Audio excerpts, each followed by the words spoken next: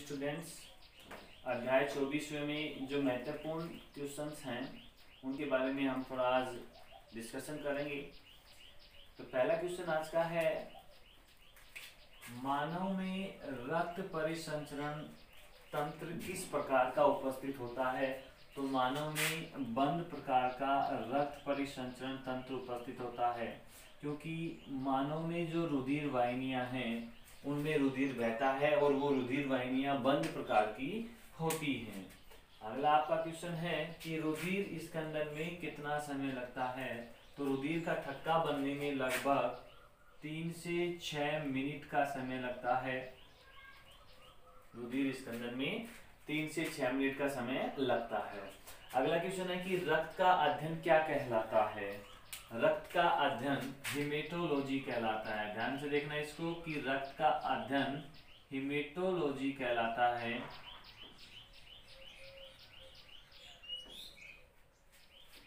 रक्त का अध्ययन क्या कहलाएगा? हेमेटोलॉजी। ये कुछ इंपॉर्टेंट क्वेश्चंस हैं।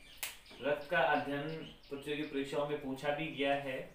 अगला क्वेश्चन है कि रक्त का निर्माण किससे होता है? तो रक्त का निर्माण तरल जो संयोजी उत्तक हैं उनसे होता है। तरल संयोजी उत्तकों से रक्त का निर्माण होता है।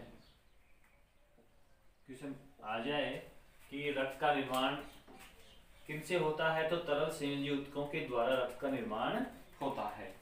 नेक्स्ट क्वेश्चन आपका है कि प्लाज्मा में उपस्थित वर्णक कौन कौन से होते हैं? तो प्लाज्मा में उपस्थित वर्णक बिलिरुबिन और कैरोटीन होते हैं।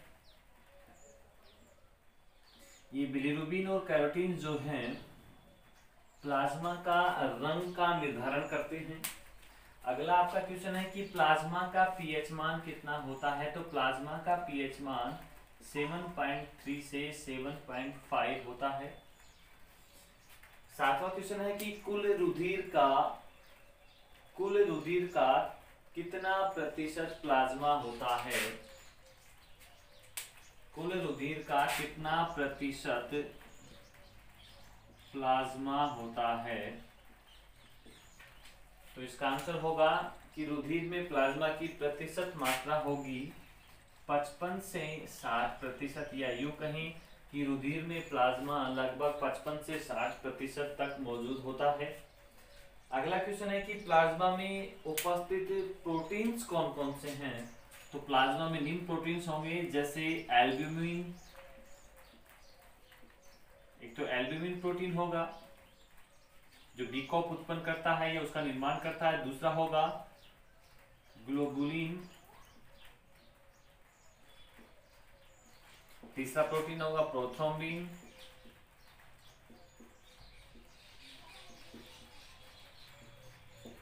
और फाइब्रिनोजन आदि प्रकार के प्रोटीन्स प्लाज्मा में उपस्थित होते हैं। ये प्रोटीन्स जो हैं बहुत ही उपयोगी होते हैं, विभिन्न प्रकार के रोगाणुओं को रोकने का कार्य भी करते हैं तथा रुधिर का थक्का बनाने में भी बहुत ज्यादा आवश्यक होते हैं। अगला क्वेश्चन है कि रुधिर का थक्का बनाने में सहायक प्रोटीन कौन कौन से हैं? तो रुधिर का थक्का बनाने में सहायक प्रोटीन्स हैं प्रोथ्रोम्बिन प्रोटीन और फाइब्रिनोजन प्रोटीन। ये जो दो प्रोटीन्स हैं ये रुधिर का थक्का बनाने में सहायता करती हैं। अगला क्वेश्चन है कि रुधिर में प्रतिस्कंदक कारक कौन सा है? देखिए, तो हमारी रुधिर वाहिनियों में प्रतिस्कंदक कारक के रूप में हिपेरिन मौजूद होता है, जो रुधिर को रुधिर वाहिनियों में जमने नहीं देता। तो क्वेश्चन आ जाता है कि रुधिर में प्रतिस्कंदक कौन सा होता है? प्रतिस्कंदक मतलब रुधिर को रुधिर वाहिनियों में जमने नहीं देने वाला कारक, तो वो हिपेरिन होता है। अब यहाँ पर क्वेश्चन ये भी आ जाता है कि इस हिपेरिन का निर्माण किसके द्वारा होता है? तो ध्यान दीजिए कि हिपेरिन का निर्माण कहाँ से होता है? तो हिपेरिन का निर्माण बेसोफिल जो कणिकाएं हैं, बेसोफिल, ध्यान देना, बेसोफिल जो कणिकाएं हैं WBC की, उनके द्वारा इस हिपेरिन का निर्माण होता है। और ये हिपेरिन जो है हमारे रुधिर को रुधिर वाहिनियों में जमने नहीं देता। अगला क्वेश्चन है कि थक्का बनाने में सहायक प्रोटीन कौन सा होता है? कि वह कौन सा प्रोटीन है जो रुधिर का थक्का बनाने में सहायता करता है, तो वो है विटामिन के। विटामिन के जो है रुधिर का थक्का बनाने में सहायता करता है। अगला क्वेश्चन है, रुधिर कणिकाएं कुल रक्त का कितना प्रतिशत होती हैं? तो रुधिर कणिकाएं कुल रक्त का 45 से 50% भाग बनाती हैं कुल रुधिर का। अब यहाँ पर समझने की बात ये आ गई कि रुधिर में दो भाग थे, प्लाज्मा और रुधिर कणिकाएं। तो प्लाज्मा 55 से 60% था, जबकि रुधिर कणिकाएं जो है 45 से 50% इसमें रुधिर में होती हैं। अगला क्वेश्चन है कि रुधिर में कणिकाओं की प्रतिशत मात्रा को क्या कहा जाता है? रुधिर में कणिकाओं की, कौन सी कणिकाओं की? रुधिर कणिकाओं की। ध्यान देना कि रुधिर में रुधिर कणिकाओं की प्रतिशत मात्रा पीसीवी या हिमेटोक्रिट कहलाती है। रुधिर में रुधिर कणिकाओं की मात्रा हिमेटोक्रिट कहलाती है या पीसीवी कहलाती है, पैक्ड सेल वॉल्यूम। अगला क्वेश्चन आपका है, रुधिर में आरबीसी की मात्रा, रुधिर में आरबीसी की मात्रा कितनी होती है? ध्यान देना, रुधिर जो है उसमें आरबीसी की मात्रा, या यूं कहें कि रुधिर जो कणिकाएं हैं 3 प्रकार की, उन टोटल तीनों कणिकाओं में आरबीसी की मात्रा कितनी होगी? तो रक्त कणिकाओं में आरबीसी की मात्रा 99% होती है, यानी 99% आरबीसी होगी रक्त कणिकाओं में, और बाकी की डब्ल्यूबीसी और प्लेटलेट्स होती हैं। अगला क्वेश्चन है कि रुधिर कणिकाओं को कितने भागों में बांटा गया है, या यूं कहें कि रुधिर कणिकाएं कितने प्रकार की होती हैं? तो रुधिर कणिकाएं 3 प्रकार की होती हैं, आरबीसी, डब्ल्यूबीसी और प्लेटलेट्स। रुधिर कणिकाएं 3 प्रकार की हो गई, आरबीसी, डब्ल्यूबीसी और प्लेटलेट्स। अगला क्वेश्चन है कि हीमोग्लोबिन श्वसन वर्णक उपस्थित होता है। ध्यान देना, ये हीमोग्लोबिन एक श्वसन वर्णक होता है, और ये कहाँ उपस्थित होता है? तो ये हीमोग्लोबिन जो श्वसन वर्णक है आरबीसी में उपस्थित होता है।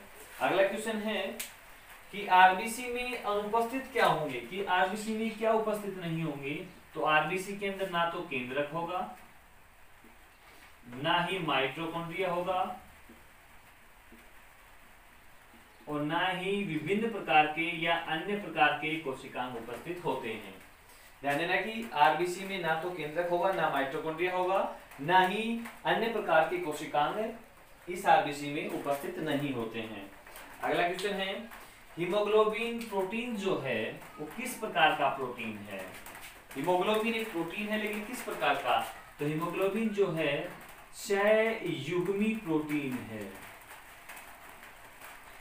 सहयुग्मी प्रोटीन होता है हीमोग्लोबिन, जो ऑक्सीजन का परिवहन करता है आरबीसी के द्वारा। अगला क्वेश्चन है कि हीमोग्लोबिन की औसत मात्रा कितनी होती है? एक वयस्क मनुष्य में हीमोग्लोबिन की औसत मात्रा 15 ग्राम पर डीएल के हिसाब से होती है। अगला क्वेश्चन आपका है कि आरबीसी की गणना किस यंत्र के द्वारा की जाती है? मतलब आरबीसी की काउंटिंग की जाए तो उसके लिए कौन सा यंत्र काम में लेंगे? तो आरबीसी की गणना हीमोसाइटोमीटर के द्वारा की जाती है। मतलब आरबीसी की गिनती हीमोसाइटोमीटर जो यंत्र है उसके द्वारा की जाती है। अगला क्वेश्चन है कि आरबीसी का निर्माण भ्रूणीय अवस्थाओं में कहाँ होता है? मतलब भ्रूण जब यूट्रस में होता है, गर्भाशय में होता है, उस समय उस भ्रूण में आरबीसी का निर्माण कहाँ होगा? तो ध्यान देना कि भ्रूणीय अवस्थाओं में आरबीसी का निर्माण फलीहा और यकृत में होता है। ये क्वेश्चन पूछ लिया जाता है, बड़ा इंपॉर्टेंट क्वेश्चन है कि भ्रूणीय अवस्था में आरबीसी का निर्माण कहाँ होगा? तो फलीहा या यकृत में। अगला क्वेश्चन है आरबीसी का निर्माण वयस्क अवस्थाओं में कहाँ होता है? जब व्यक्ति वयस्क हो जाता है तो आरबीसी का निर्माण कहाँ होगा? तो वयस्क अवस्था में आरबीसी का निर्माण अस्थि मज्जा में होता है। ये भी क्वेश्चन इंपॉर्टेंट है कि वयस्क अवस्था में आरबीसी का निर्माण अस्थि मज्जा में होता है। अगला क्वेश्चन है कि आरबीसी का संग्रह कहाँ होता है? जो डेड आरबीसी हो जाती हैं या वृद्ध आरबीसी हो जाती हैं वो कहाँ जाके संग्रहित होंगी? तो आरबीसी का संग्रह है पलीहा में होता है। अगला क्वेश्चन है आरबीसी का बूचड़ खाना किसे कहा जाता है? तो आरबीसी का बूचड़ खाना पलीहा को कहा जाता है। 26वां क्वेश्चन आपका है कि रुधिर बैंक किसे कहा जाता है? शरीर में ब्लड बैंक के नाम से कौन जाना जाता है? तो शरीर में ब्लड बैंक के नाम से भी पलीहा जाना जाता है। पलीहा को ब्लड बैंक कहते हैं। पलीहा को इंग्लिश में स्प्लीन कहते हैं। स्प्लीन को ब्लड बैंक कहा जाता है। अगला कार्य है कि आरबीसी का मुख्य कार्य क्या है? आरबीसी जो है क्या करती हैं? तो आरबीसी जो है हीमोग्लोबिन आरबीसी में उपस्थित होता है और हीमोग्लोबिन क्या है? एक श्वसन वर्णक। तो आरबीसी क्या करेंगी? ऑक्सीजन का परिवहन यानी कि O2 का परिवहन करेंगी। ध्यान देना कि आरबीसी का कार्य क्या है? ऑक्सीजन का परिवहन करना। अगला क्वेश्चन आरबीसी का जीवन काल कितना होता है? जो आरबीसी कणिकाएं हैं उनका जीवन काल कितना होता है? तो आरबीसी का जीवन काल 20 से लेके 120 दिनों तक का होता है। क्वेश्चन नंबर 29 डब्ल्यूबीसी व आरबीसी का अनुपात क्या है रुधिर में? तो डब्ल्यूबीसी व आरबीसी का अनुपात 600:1 होता है। मतलब 600 रुधिर कणिकाएं तो होंगी आरबीसी की और उनकी तुलना में एक कणिका होगी डब्ल्यूबीसी। अगला क्वेश्चन है कि डब्ल्यूबीसी का जीवन काल कितना होता है? तो डब्ल्यूबीसी का जीवन काल कुछ घंटों से लेकर 5 से 6 दिन तक का होता है। क्वेश्चन नंबर 31 रुधिर में डब्ल्यूबीसी की मात्रा अधिक होने पर कौन सा रोग हो जाता है? तो रुधिर में डब्ल्यूबीसी की मात्रा अधिक होने पर ल्यूकेमिया नामक रोग हो जाता है। ल्यूकेमिया। इस ल्यूकेमिया को ब्लड कैंसर भी कहा जाता है। ध्यान देना कि रुधिर में अगर डब्ल्यूबीसी की मात्रा ज्यादा हो जाए तो ल्यूकेमिया रोग हो जाएगा, अर्थात हमारे शरीर में ब्लड कैंसर नामक रोग उत्पन्न हो जाता है। अगला क्वेश्चन है सबसे छोटी डब्ल्यूबीसी कौन सी होती है? तो सबसे छोटी डब्ल्यूबीसी बेसोफिल होती है। बेसोफिल। और अभी हमें पता है कि ये बेसोफिल क्या काम करती है?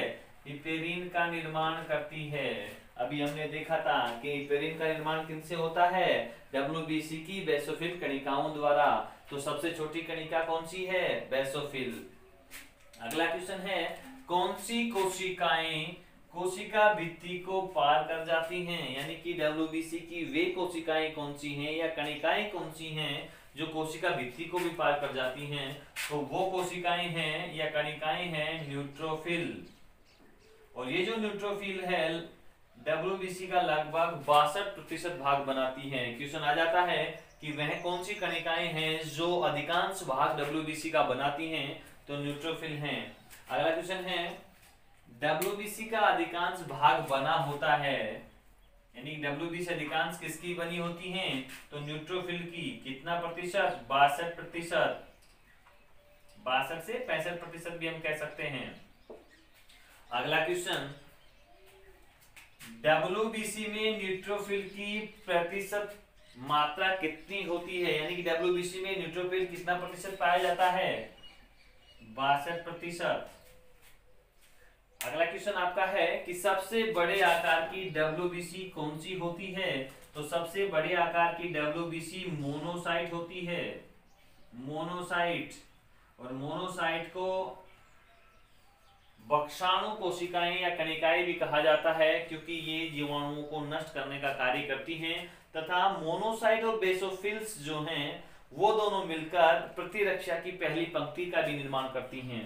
अगला क्वेश्चन आपका है भक्षणकारी डब्ल्यूबीसी कोशिकाएं या कणिकाएं कौन सी हैं? तो भक्षणकारी डब्ल्यूबीसी मोनोसाइट्स हैं।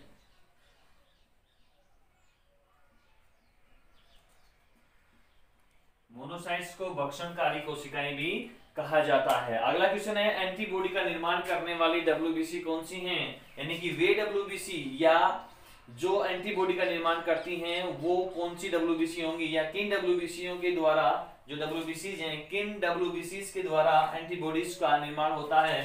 तो लिम्फोसाइट्स के द्वारा, लिम्फोसाइट्स जो डब्ल्यूबीसी हैं वो एंटीबॉडी का निर्माण करती हैं।